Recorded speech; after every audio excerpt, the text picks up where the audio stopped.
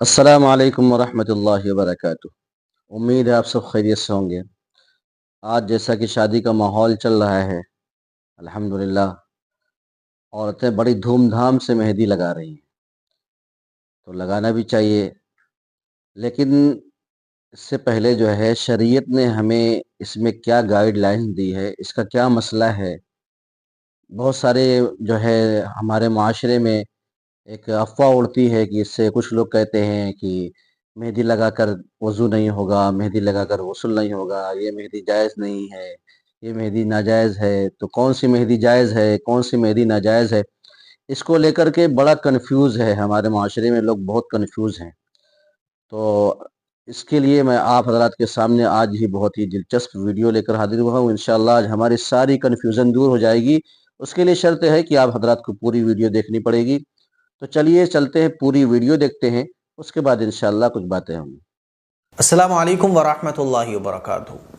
Cap की मेहंदी के बारे में ख़वातीन की तरफ से ये मसला पूछा गया है कि कैप की मेहंदी ऐसी होती है कि जब उसको हाथों पर लगाकर औरतें हाथों को धोती हैं तो हाथों पर सिर्फ रंग बाकी रह जाता है, मगर 4-5 दिन के बाद उस रंग के ऊपर से पपड़ी उतरने लगती है। ऐसी मेहंदी का इस्तेमाल करना कैसा है? बेशक। ऐसे ही एक सवाल और मेहंदी के मुताल्लिक़ पूछा गया कि आजकल बाज़ार में एक मेहंदी आई हुई है, उसको लगाया जाए तो लगाने के 10 या 15 मिनट बाद रंग ले आती है, लेकिन जब ये रंग उतरना शुरू होता है तो आम मेहंदी की तरह ये रंग नहीं उतरता है, बल्कि रबड़ की तरह खाल से जुदा होकर गिरता है। अब हमारी बाज़ ख़वातीन का कहना है कि ये जो रंग उतरता है ये रंग नहीं है, बल्कि जिस्म की खाल है जो इस केमिकल मिली हुई मेहंदी के जिल्द पर असरअंदाज होने की वजह से गिरती है। जबकि बाज़ ख़वातीन का कहना है कि ये मेहंदी का रंग है जो मेहंदी लगाने के बाद आ जाता है, खाल नहीं है। अब सवाल ये है कि इस मेहंदी को लगाना कैसा है, इसको इस्तेमाल किया जा सकता है या नहीं किया जा सकता। जिस्म से अलग होने वाली चीज़ को मेहंदी का रंग शुमार किया जाएगा सुने या ध्यान जिस्म से। की खाल, और इस रंग के मौजूद होते हुए वज़ू और गुस्ल का क्या हुक्म होगा, ये असल मसला है। तो पहली बात तो आप ये समझें कि किसी भी तरह की मेहंदी का इस्तेमाल जायज़ है ना। और मेहंदी आपने लगाई हुई है और मेहंदी अगर लगी रह जाती है तो मान लीजिए मेहंदी आपने लगाई हुई थी, मेहंदी लगी हुई है, तो जाहिर सी बात है मेहंदी के ऊपर तो वज़ू और गुस्ल नहीं होगा। आपने मेहंदी छुटा दी, अब मेहंदी छुटाने के बाद उसका कलर बाकी रह गया, अब आपका वज़ू गुस्ल भी हो जाएगा।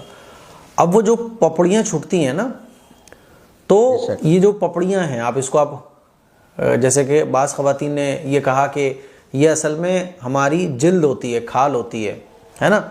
तो ये चाहे आपकी खाल हो, चाहे ये उस मेहंदी का उस मेहंदी की लेयर हो, ठीक, आपका वज़ू और गुस्ल हो जाएगा। वज़ू और गुस्ल में कोई फ़र्क नहीं आएगा, क्योंकि मेहंदी जो होती है वो पानी को जिल्द तक पहुँचने से रोकती नहीं है। मान लीजिए आपने मेहंदी लगाई, मेहंदी लगाने के बाद सिर्फ मेहंदी का कलर बाकी रह गया, तो वज़ू और गुस्ल आपका हो जाएगा।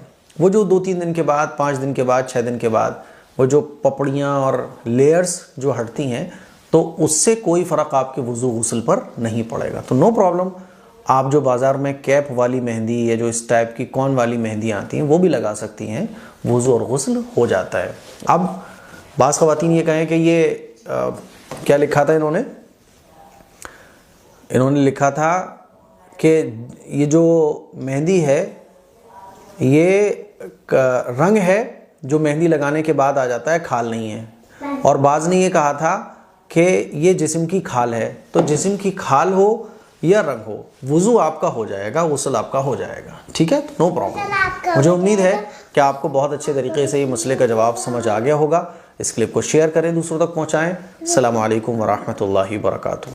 तो दोस्तों, जैसा कि आपने पूरी वीडियो देखा तो समझ में आ गया होगा कि हमारी जो कन्फ्यूज़न थी कि जायज़ है, नाजायज़ है, जैसा कि मुफ्ती साहब ने बताया कि बिल्कुल जायज़ है, बिल्कुल मज़े लेकर लगा सकते हैं।